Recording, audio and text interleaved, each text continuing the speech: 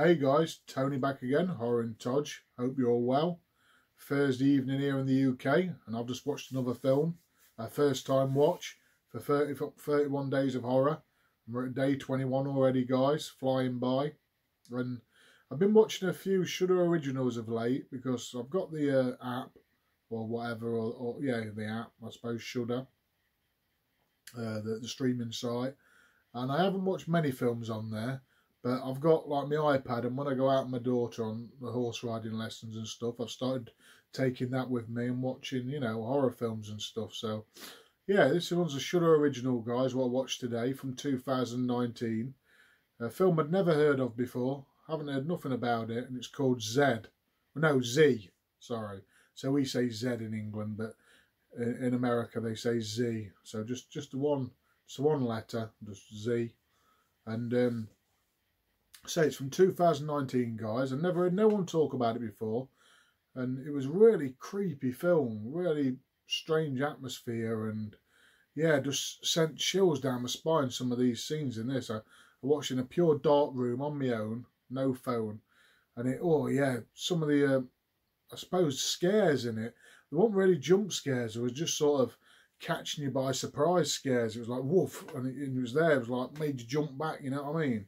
Not a real jump scare as in you know what's going to happen. It was sort of, yeah, it was just thrown upon you as if some sort of dread, you know what I mean? It was really well done, So the director's a guy called Brandon Christensen, and you might know him from another film he did called Stillborn, which was a really creepy affair as well from 2017. But this one stars Keegan Connor Tracy as Beth. You've got Jet Klein, I think his name is, a little boy, as Josh, and Sean Rogerson as Kevin. So it's just a suburban family. They're sort of in a great big nice house in America. They must have decent jobs. There's nothing sort of untoward about this house or anything. It's not like a creepy big old house. It's just everything's all bright in this movie as well. There ain't much dark, if you know what I mean. It isn't like a dark film where you think something's going to happen. There's a lot of brightness in this film. That's what caught me by surprise. There's a lot of, the whites and the blue sunshine, and there's a lot of brightness in this film, but it's a really dark affair. So essentially, it's about this 8-year-old boy called Josh who gets an imaginary friend called Z, and his mum Beth and his dad Kevin are sort of trying to deal with this. They think it's just, an 8-year-old boy getting an imaginary friend. He's going to grow out of it. But it gets more and more sinister when Josh gets suspended from school because he's sort of swearing at the teachers and hitting the children and being violent towards people, saying some weird stuff to the kids about, he wants to kill animals and stuff like that. And it's just really creepy, guys. It gets creepy. So the mum starts to put out like 2 meals, one for Z and one for Josh, and like milk and, sandwiches. When he gives him a biscuit, he's like, Z wants one too.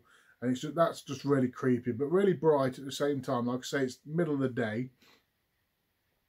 And the first 40 minutes is sort of like just like storytelling, and then it gets into the film.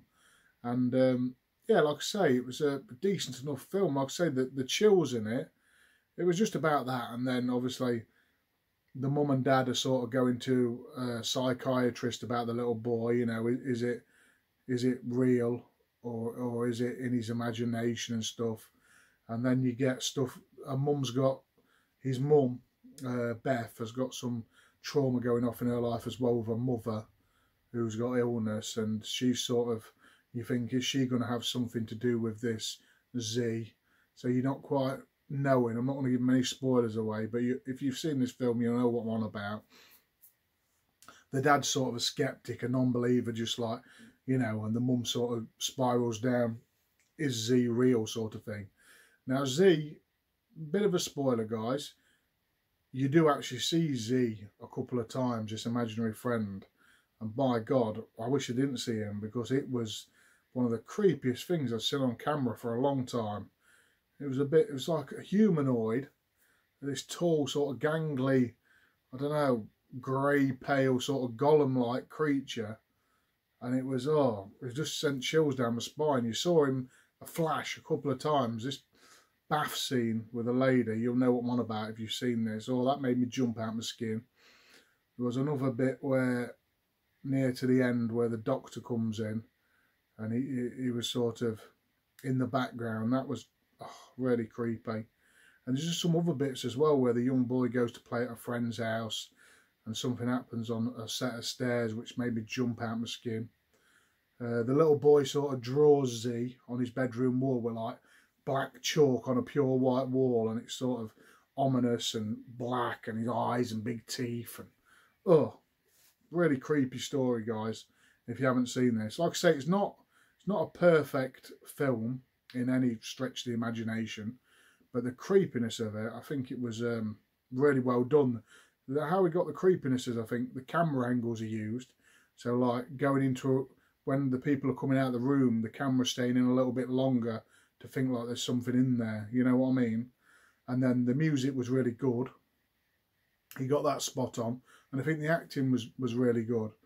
And like I say, Z himself, he's obviously brought him around, you know, made up the story of Z, this imaginary friend. That was really, yeah, really well done from Brandon Christensen. I thought it was a very clever tale, and yeah, just creepy. Yeah, so really good, guys. I'm not going to give too much away, but there's other bits and bobs that happen in this. There's something that turns on its head after about 50 minutes to an hour, last 20 minutes, which is also creepy, but it's a bit far-fetched, involving the mum.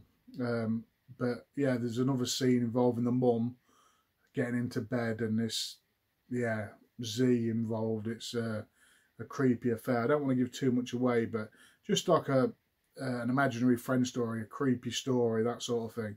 You get where I'm coming from. I'm not trying to get into too many spoilers, but yeah, so Z, I'm going to give it probably a 7, guys.